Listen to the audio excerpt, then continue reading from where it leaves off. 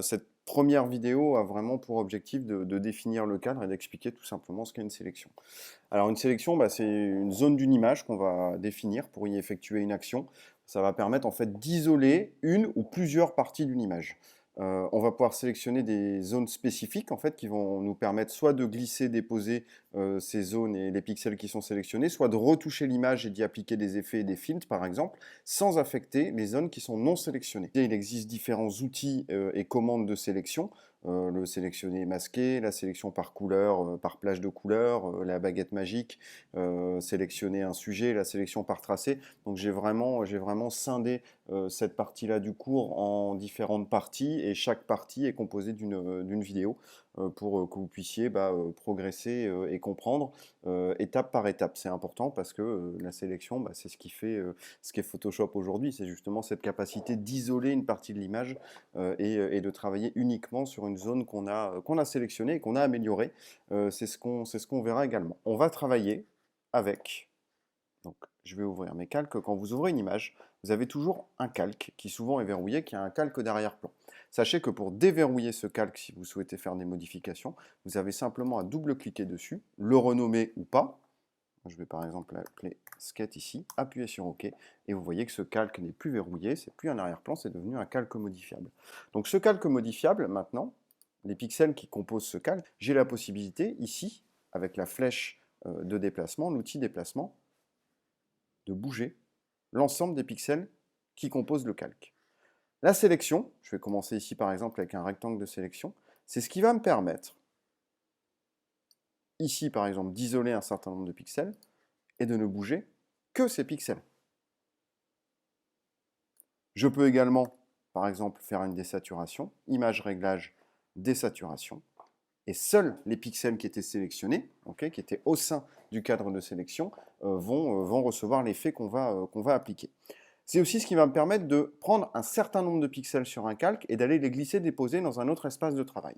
Donc, je vous donne l'exemple. On va par exemple créer une bannière web. Donc, fichier nouveau. Je vais ici dans Web, ce qui me permet d'avoir une résolution à 72 pixels par pouce, couleur RGB. Et puis, on va choisir Web moyen. On va mettre une hauteur, par exemple, de 500. On imagine qu'on veut créer une bannière web.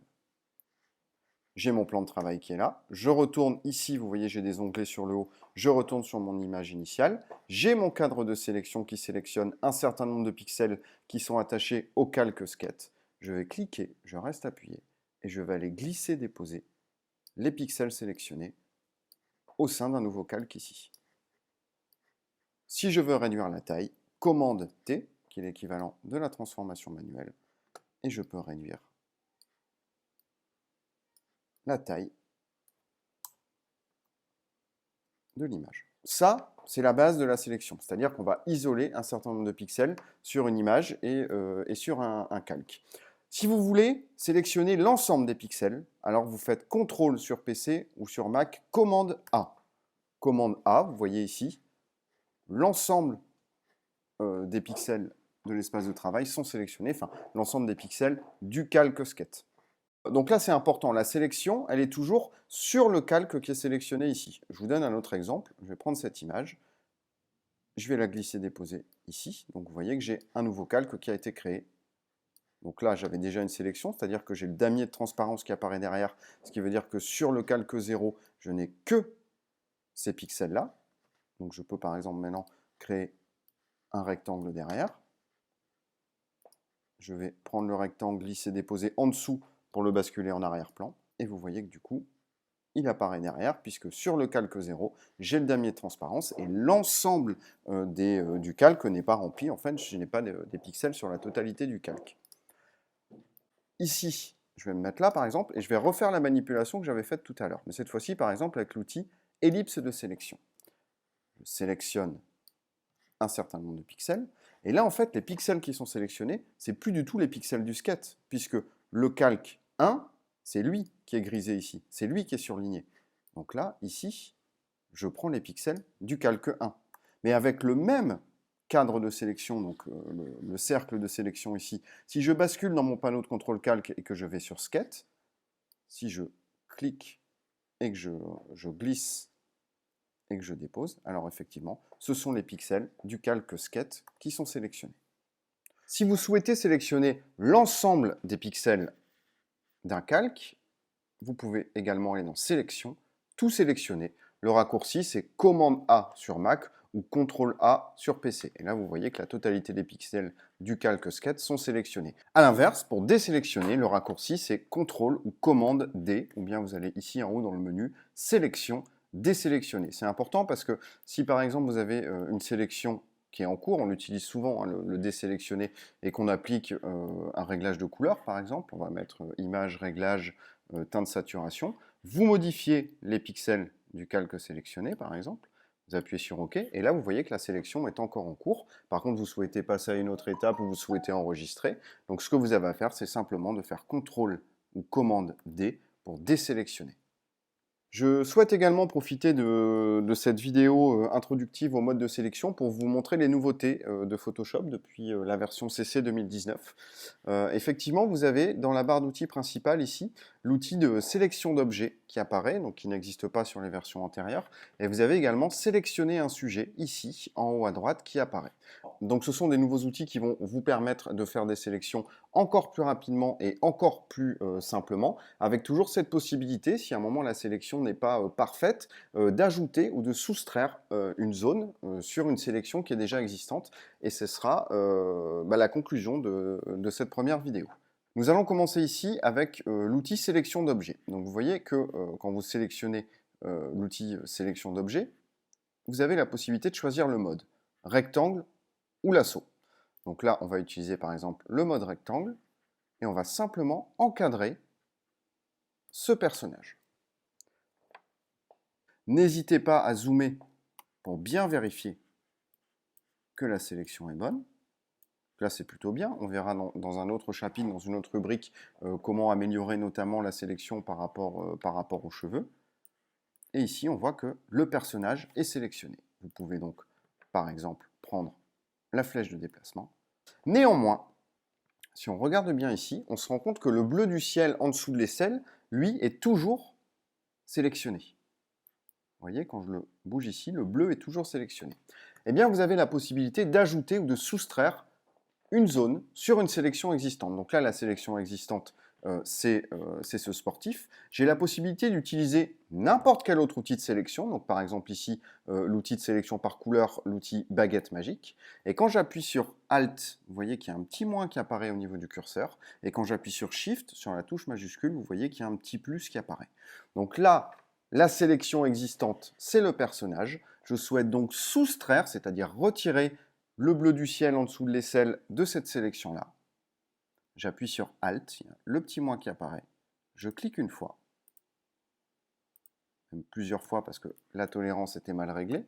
J'expliquerai la tolérance dans une autre vidéo. Et là, vous voyez, j'ai soustrait, j'ai retiré cette zone à la sélection actuelle.